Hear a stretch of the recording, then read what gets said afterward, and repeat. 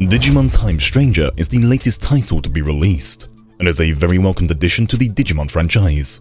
Time Stranger is a mix of Digimon World 1, with its vast world filled with Digimon, and unique yet beautiful landscapes, mixed with the best parts of Digimon Cyber Sleuth, only with every aspect from that game being improved upon, resulting in by far the best Digimon game to date, which has put Nintendo and their Pokemon franchise to shame. And it's not even close. As of release, there are 475 Digimon in-game, amazing in of itself, with every single Digimon being beautifully modelled. Their use of lighting and shadows in Time Stranger really comes through, especially with the eyes. It brings the Digimon to life. Whereas in Cyber Sleuth those models were still great, the difference in the eyes back then made the Digimon sometimes feel soulless, and the animations are flawless. Every single Digimon has their own special skills, including attachable skills. Now specials are unique to that Digimon. Every single one has its own animation and is even voiced. The attachables are as it sounds. You can equip new attacks to your Digimon, and even remove them. For example, you could Digivolve from a rookie to a champion, see a skill you like and equip that skill, to then use on a different Digimon. This way you can set up many different elemental skills on different Digimon, alongside beneficial abilities to boost your party, heal and even res, with a handful of detrimental effects for enemy Digimon. Every Digimon also comes with 2 equipment slots, where you can boost your Digimon stats further. These are shown in the blue brackets, and do not count towards the stats needed for Digivolutions. Something that really stood out to me in Time Stranger is their use of DNA Digivolve. Now you can DNA Digivolve as normal, for example by obtaining Mastermon.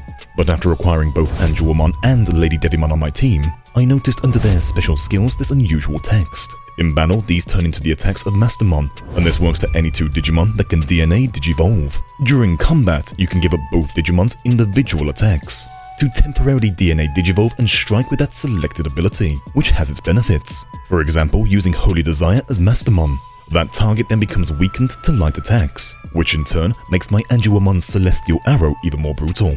Now training Digimon works very differently to training Pokemon. For example, outside of your basic stats, Digimon also have a talent and a bond stat.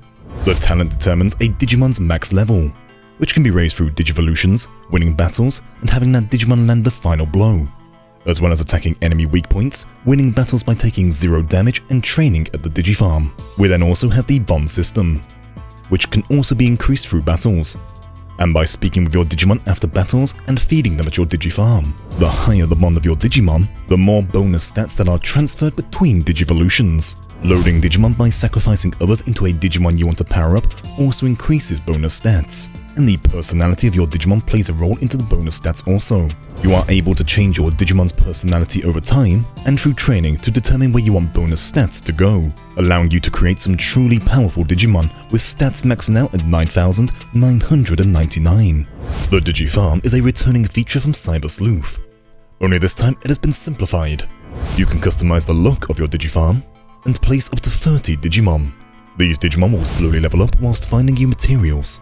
Here you can also feed your Digimon different foods in order to increase your bond, with the most bond obtained from eating foods to give you the hearts or the music notes effect. Here you can also train to affect specific stats, and to push your Digimon into a new personality. These training sessions can last 30 minutes, however you do have the option of paying to skip the timer. One of the best features Time Stranger handles is grind. For example, to obtain new Digimon, you must battle to obtain scan data. Once 100% scanned, you can spawn that Digimon, with scans reaching up to 200%. You always want to obtain your new Digimon at 200%, to start off with that increased talent. That means a lot more grind. Well, there are 2 mechanics that help deal with this. Firstly, in combat, you can change the speed of animations up to 5 times. And if you're feeling real lazy, as you just want to kick back and grind out more scan data with minimal effort, you can set the fight to automatic, and your Digimon will fight without your input. These can be toggled on and off at any moment during a fight. Another advantage Digimon has over Pokemon right now, besides the beautiful graphics, flawless animations and a battle system that shows innovation, is how well optimized their game is from release day. I play on PC with an AMD Ryzen 7 5800X CPU, a ROG Strix B550F gaming motherboard, 32 gigs of RAM, with a Nvidia GeForce RTX 3060 12GB graphics card, and I can play this game at maximum settings with 144 FPS while both streaming and recording, without dropping any frames and no game crashes after 38 hours of gameplay. In this time frame, I have witnessed only 2 visual bugs, one being a black square for one of Lady Devimon's attacks during one battle, and secondly, Angelomon being T-posed up after one battle. And this game does retail for $55, with the Deluxe for $85, and $104 for the Ultimate Edition. If you are not interested in the extra content which includes Agumon and Gobumon's Digivolutions, from the last Evolution movie as early unlocks, the costume packs, and the additional content to come, you will not be missing out buying the Standard Edition, as all of those extras can be purchased separately on Steam at any given time. The $55 price is very well worth it, for the quality of this game and how well polished it truly is, with hours upon hours of content. But if you are uncertain, hold off until Time Stranger goes on sale, as this is by far the best creature capture game of the year. With Pokemon, once you have evolved, you are locked to that Pokemon. Digimon has always had a different take. You can de-Digivolve at any time, with there being multiple Digimon paths you can take with every baby, rookie, champion and ultimate level Digimon, which lead into your Megas and Special Evolutions. This allows you to prepare for certain fights, which will come into play as this game has a Mega Plus difficulty after your first completion, and to simply change Digimon if you do not like what you unlocked. For you completionists, this will help you fill out your Digimon list in no time, and for you collectors out there, we have a small Digimon card game in-game that you can play in every zone no matter where you are in the story, with 451 cards to collect. The card game is a game of chance. The higher the level of the Digimon card, the higher chance of winning, with Digimon typing also being taken into account. For example, Vaccine is stronger against Virus, Virus is strongest against Data, with Data being strong against Vaccine. As a extra gimmick, baby Digimon have a high chance of winning against stronger opponents.